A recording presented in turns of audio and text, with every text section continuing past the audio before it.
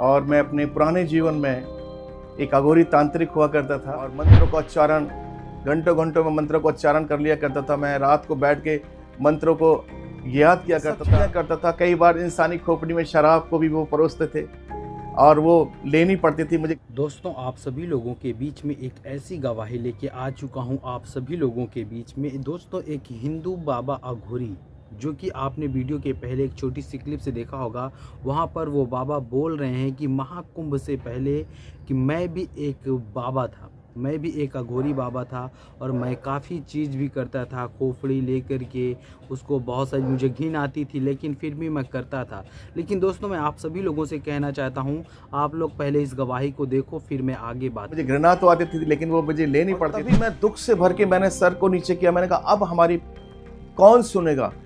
तो मैं बड़े आज से दुख से जैसे मैंने नीचे आंखें बंद की और मैंने ऐसे किया, तभी मेरे सामने एक वाइट कलर का एक बैनर आया और वो मेरे ख्याल से 2-1 सेकंड की बात है, वो सिर्फ एक छवि थी और उस पर रेड कलर में लिखा आया, यीशु चंगाई देता है।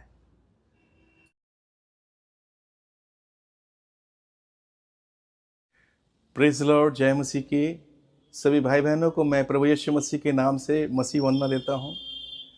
मेरा नाम पास्टर दिलीप मैसी है और मैं अपने पुराने जीवन में एक अघोरी तांत्रिक हुआ करता था और उसी के विषय में मैं आपको अपनी टेस्टमनी, अपनी गवाही के द्वारा बताना चाहता हूं। और मेरी गवाही है कि मैं एक छोटे से परिवार से हूं। मेरे फादर साहब आर्मी में थे, वहाँ से रिटायर होने के बाद वो दिल्ली में आए और दिल्ली में उन्होंने एम्स में जॉब किया और वहाँ से भी वो रिटायर हुए।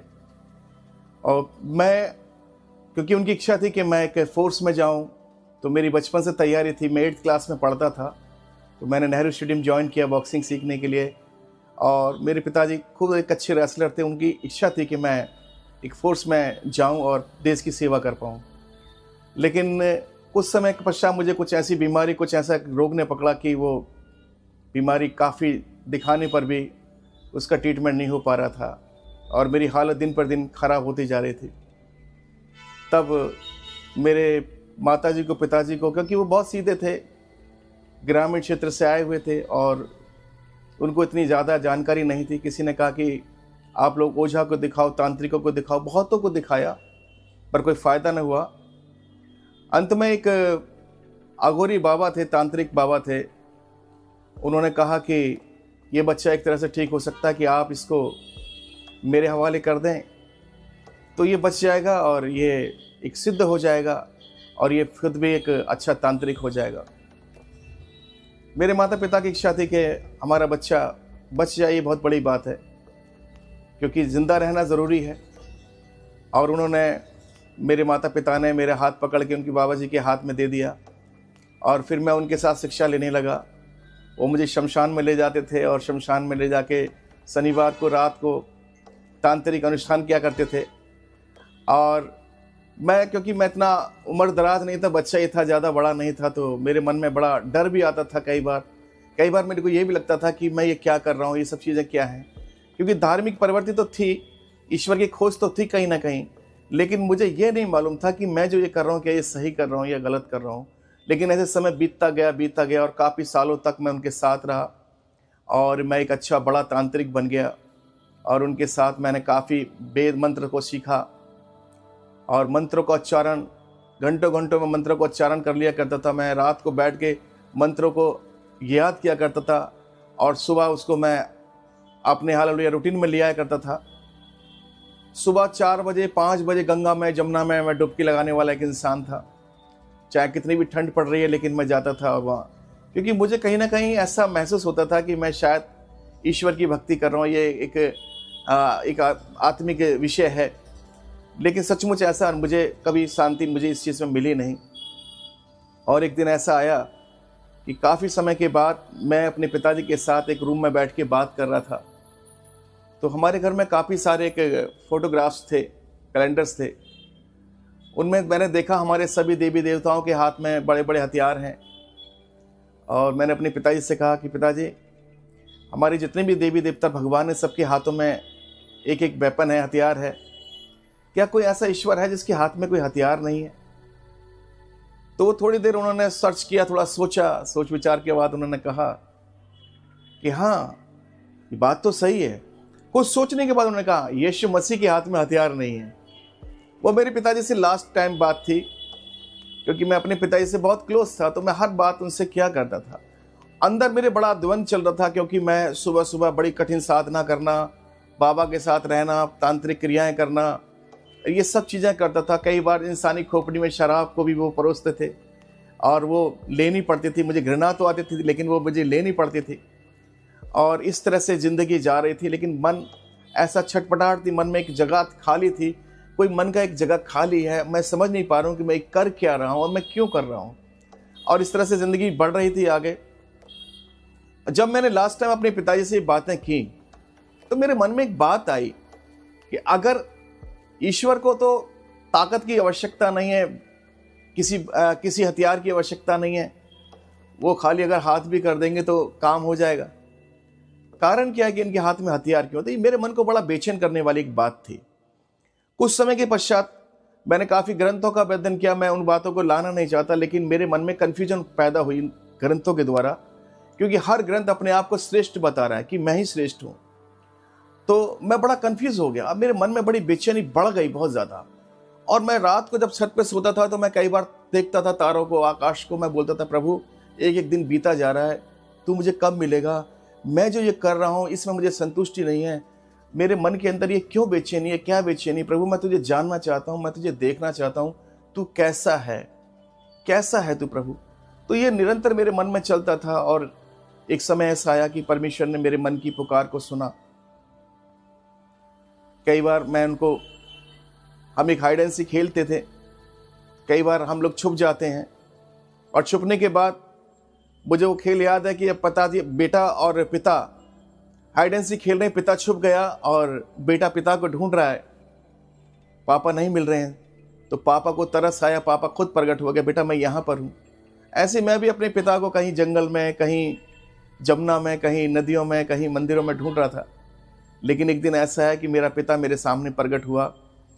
और हुआ क्या कि काफ़ी समय के बाद मेरी तीसरी बेटी महिमा का जन्म हुआ। और उस दिन उसके जन्म के दूसरे तीसरे दिन कुछ लोग, शिष्य लोग मेरे से मिलने के लिए आए। और वो बोले कि आपको हमें तीर्थ कराना है, आपको जाना पड़ेगा। मैंने बोला मेरे घर में मेरी बेटी का जन्म हुआ है, अभी मैं नहीं जा सकता। लेकिन उन्होंने मुझे बड़ा फोर्स किया कि नहीं, आपको जाना ही पड़ेगा, क्योंकि आप हमारे गुरु हैं और आपने हमें इस रास्ते दिखाया है। तो इस तरह से मैंने उनकी बात को मान करके मैं उनके साथ चला। तो वो एक वैन थी, मारुति वैन थी, और वो 6-7 लोग थे। उन्होंने मैं आगे की सीट पे बैठा, तो आगे बैठने पर एक बुज़ुर्ग थे। उन्होंने कहा कि आप पीछे बैठ जाइए, मैं आते वक्त पीछे बैठ जाऊंगा। सो मैंने उनकी बात मान के पीछे बैठ गया, क्योंकि थोड़ा सा मुझे हमेशा खिड़की की तरफ बैठने का शौक़ रहा है, आगे बैठने का शौक़ रहा है। क्योंकि लोग जब मुझे कहीं लेके जाया करते तो मैं हमेशा आगे बैठ के जाता था, और मैं काफ़ी यंग था। सो मैं उनके साथ जा रहा था। वहाँ जाने के बाद हमने पूजा पाठ की। वापसी में जब हम वापस आ रहे हैं, तो मथुरा के रोड से हम वापस आ रहे थे। मथुरा पर बरसाना चौक पर गाड़ी लगभग 70-80 की स्पीड में होगी। अचानक से वहाँ एक ट्रैक्टर निकल के आ गया, और ट्रैक्टर जैसे ही निकल के आया, वो एकदम से गाड़ी से टकरा गया, और एक गाड़ी में बड़ा धमाका हुआ, और धमाके में पूरी गाड़ी डैमेज हो गई। जो ड्राइवर था वो भी गाड़ी के अंदर आ गया पूरा। सभी लोग लहूलुहान हो गए। लेकिन मेरे बचने का कारण ये था कि मैं सीट के आगे नहीं बैठा, क्योंकि वो अंकल जी ने कहा पीछे बैठ जाइए। तो पीछे बैठने से मैं सेफ हो गया। लेकिन फिर भी मुझे लगा कि इतना बड़ा एक्सीडेंट हुआ है। मैंने अपनी पूरी बॉडी को चेक किया, तो मेरे शरीर में कहीं पे भी चोट का, खरोंच का भी कोई निशान नहीं था। बाकी सभी लोग बहुत बुरी तरह घायल थे। वहाँ एम्बुलेंस आई, और गांव के लोगों ने उस गाड़ी को तोड़ तोड़ करके, जो सरिया होते हैं, सब्बल होती है, उससे तोड़ तोड़ के गाड़ी को निकाला लोगों को, और एम्बुलेंस से हॉस्पिटल पहुंचाया। ये हाईवे के ऊपर हुआ सब कुछ। लेकिन जब वो निकले, तो मैंने देखा कि जिस अंकल जी ने मुझे रिक्वेस्ट की कि आप आगे बैठ जाइए, आगे की जगह पीछे बैठ जाइए, वो पूरे ब्लड से नहाए हुए हैं। और उन्होंने मेरे कंधे पे हाथ रख के मुझे बोला बोला गुरुजी ये जो पूजा है ना मंजूर नहीं हुई है, ये देवता नाराज हो गया है। मेरे मन में बड़ा खेद हो गया, बहुत दुख हुआ और सच्चाई बता रहा हूं। मेरे मन में यह खेद हुआ कि ये कौन सा देवता, कैसा देवता है जिसके लिए हम इतने दूर जा रहे हैं और इतनी श्रद्धा लेके जा रहे हैं, इतनी भक्ति कर रहे हैं, उसके बावजूद भी क्या ये हमारी जान लेने के लिए है?